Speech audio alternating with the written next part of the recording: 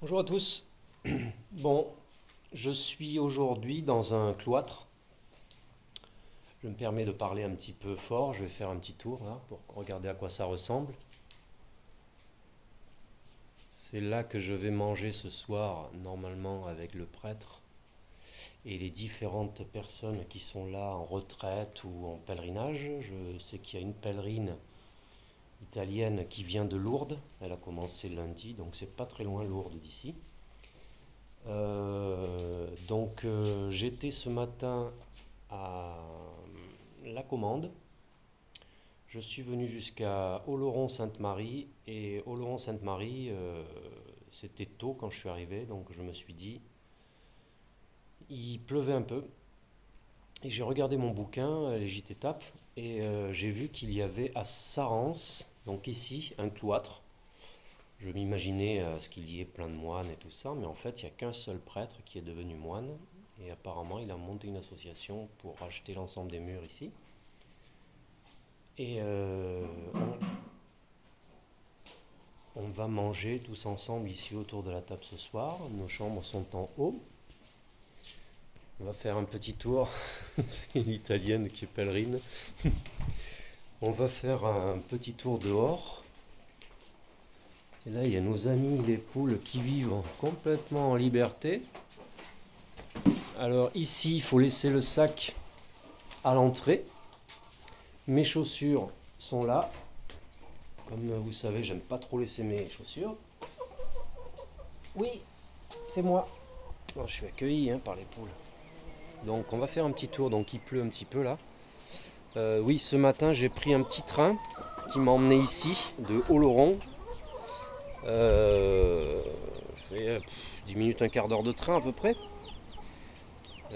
Ça m'a permis d'être là, frais dispo pour demain et d'arriver à mon gîte.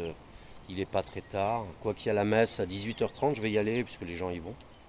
Les gens qui sont là, ils y vont, donc je vais y aller. Donc le cloître est superbe. En plus, il est entretenu. Bon, on ne voit pas trop.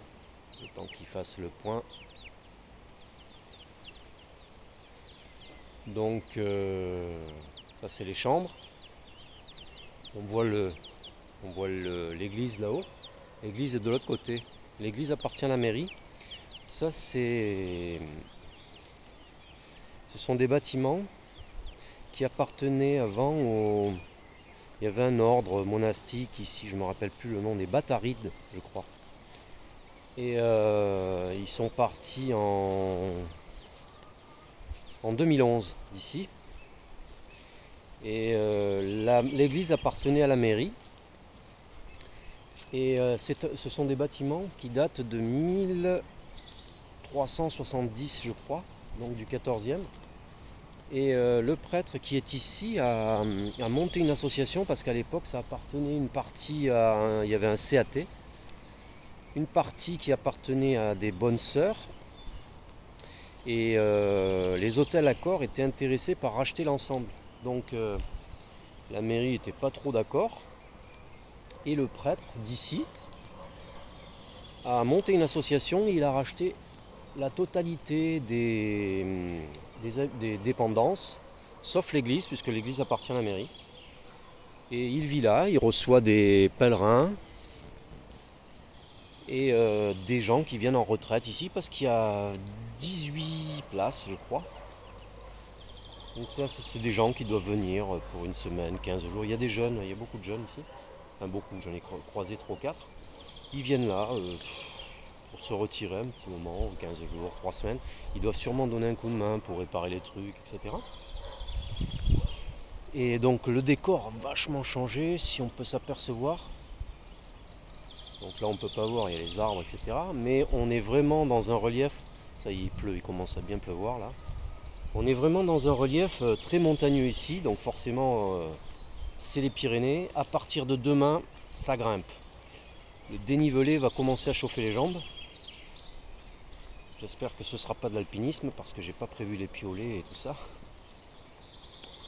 Je vais partir donc demain, je vais à Boss normalement, qui est à une vingtaine de kilomètres, mais 20 kilomètres en Crapahut on fait pas ça en 4 heures. Donc il va me falloir un peu plus, il va falloir que je modifie ma façon de voir les choses et le calcul de mes étapes, parce que là, à partir de maintenant, ça commence à grimper sévère jusqu'à après le Somport. Le Somport, c'est là où j'attaque carrément le pied des montagnes.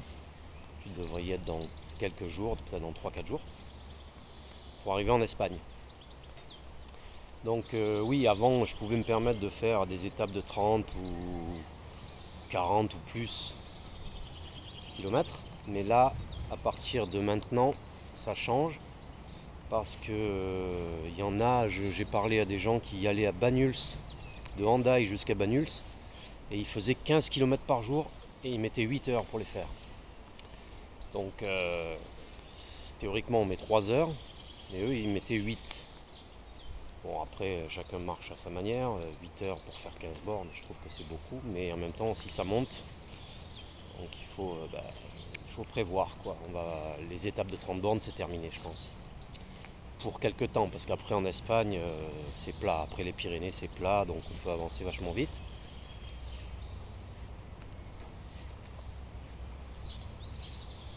Je voulais faire une vidéo pas trop longue parce qu'il y en a qui se plaignent de la longueur de mes vidéos, notamment ma soeur. Elle a autre chose à foutre que perdre une demi-heure devant son téléphone. Donc je lui fais un gros bisou au passage, je fais un gros bisou à mes parents, un gros bisou à tout le monde, à tous les gens que je connais, tous les gens que j'aime. Je vous dis à bientôt, je vous embrasse tous et à demain peut-être pour de nouvelles aventures. Ciao ciao.